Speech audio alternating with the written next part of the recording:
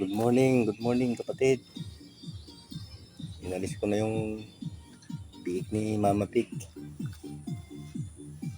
Inalay ko na ngayong araw. Lagay ko sila rito sa isda. Sila. Tapos na rin silang kumain ng feeds. Lagyan kong antibiotic yung kanilang inumin. Primoxil. Kasama ng panglagnat para hindi sila lagnatin. Ito, pinati ko yung iba dito sa kabila. Yan, antibiotic. Hindi ko na sila in-injectionan dahil para hindi sila lalo ma-stress. Yan.